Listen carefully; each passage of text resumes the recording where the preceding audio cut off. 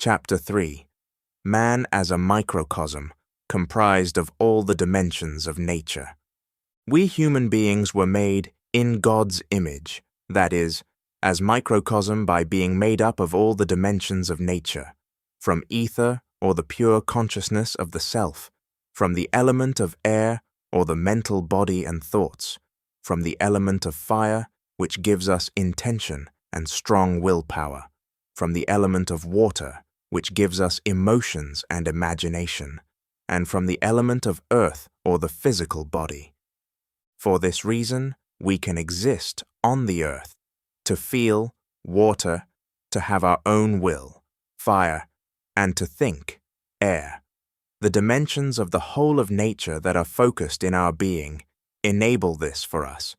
The pure consciousness of the self is from akasha, or ether, or the universal quantum field, which with the progressive compounding of the possibilities of the consciousness of the self, through mind or the mental body, the body of will, and the emotional body, has shaped the physical body we possess.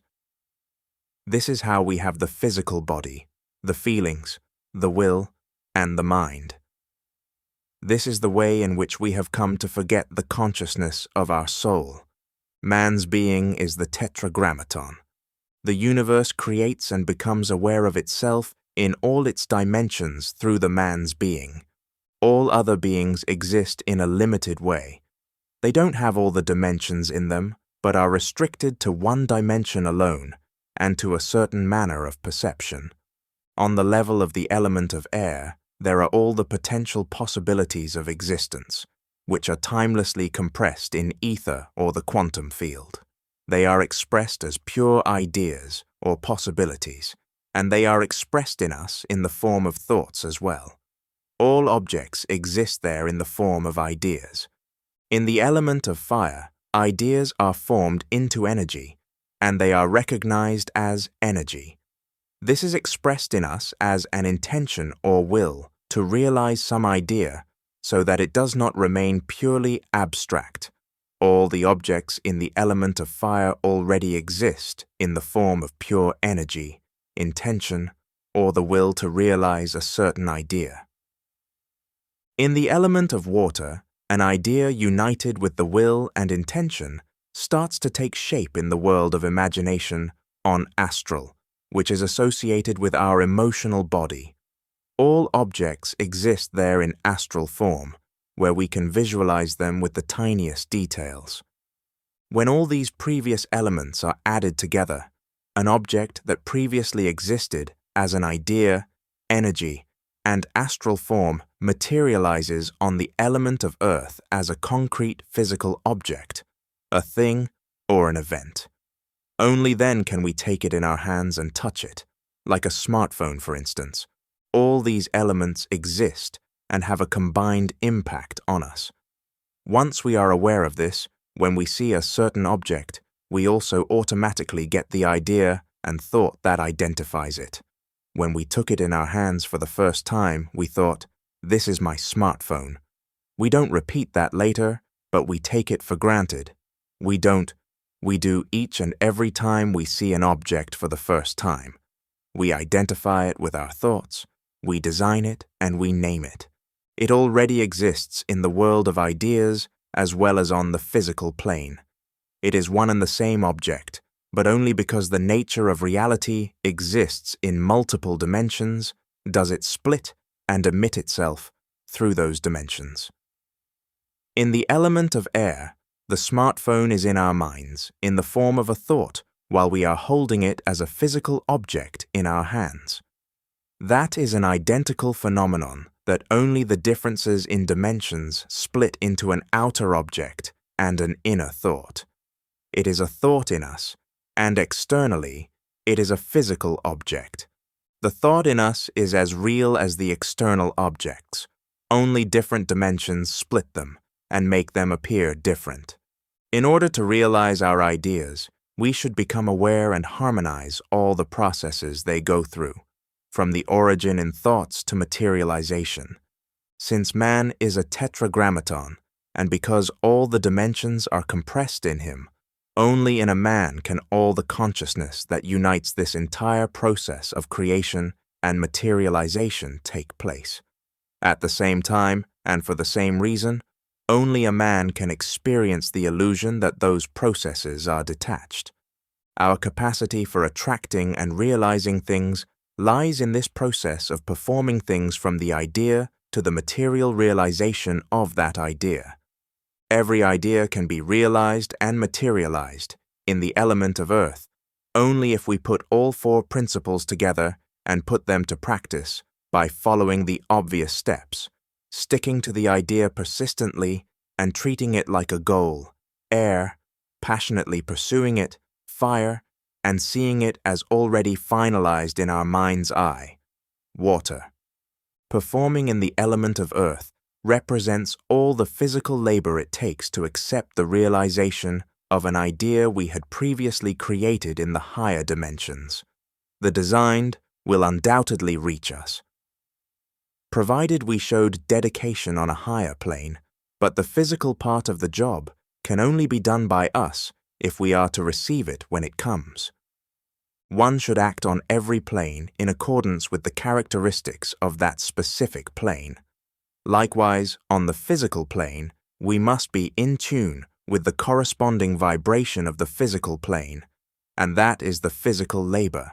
The desired object will not fly to us by way of telekinesis, as in a science fiction story. We will need to clear the field and open the roads up and maybe even organize practical means of physical transportation. If we imagine one thing in our mind's eye and invest our energy in something else, interference is inevitable. We will not be able to realize anything on the physical plane. Consistency has always been the rudimentary cause of any form of realization. However, consistency must function on all four levels of realization. Consistency on one level alone is not sufficient, such as in thoughts or wishes, if our vision remains unclear and there is not the amount of labor to follow. Mere understanding or the awareness of the entire process can bring the four elements together and focused toward one universal goal. Consequently, the awareness of the functioning of this entire process is crucial when applying the law of attraction. When we are aware of this whole process, we can make any idea come true. Anyone who has practically applied an idea has done so in the way described here, by utter consistency on all four levels of realization. Anyone who has failed to realize his ideas has evidently sabotaged this process on one of the levels by not succeeding in harmonizing and interconnecting it on all the levels. He mistakenly led himself to believe they could be realized in a different way, and not in the way described here. Most definitely, he has falsely remained under the illusion that other people are to blame, or perhaps some alien set of circumstances or weird forces. Outside forces do exist and can be very powerful, but man is a tetragrammaton, a microcosm, and all the principles of creation are within him. All that is required is the consciousness that will actualize all the processes through him. As a matter of fact, for any kind of realization, only one quality is needed: the right awareness, the awareness of the entire process on all four levels, and the awareness that interconnects all the levels. The moment we consciously interconnect all four elements of the process of realization and remain equally consistent on each one is the moment our thought comes true. That is our innate ability that we constantly use. It always happens, and nothing happens otherwise. Our thoughts create our lives. Look at the world around you. What do you see? Apart from nature itself, everything you see has been man-made. All the buildings and technology, following the trail of this principle of creation, starting from the idea and ending in its realization. It most commonly happens unconsciously, hence the negative result. Everything materializes this way, by means of these four principles, and as a consequence, all the bad things happen following the same principles. our propensity for investing sincere energy and fervor into our negative thoughts is far greater than our investing it in our top projects. As an outcome, bad things happen to us sooner rather than later. This constitutes one of the many laws of nature. Creation requires more energy than destruction. It is far easier to break a smartphone than to make it. The point is that one needs to encapsulate all four processes described here for the creation to take place, and for the destruction, it takes only one broken link between levels. Likewise, we are not alone. There is a collective impact, the presence of other people who also leave their mark unconsciously with adverse outcome. Therefore, over a period of time, various material and social environments get created that objectively hinder our growth and our good living.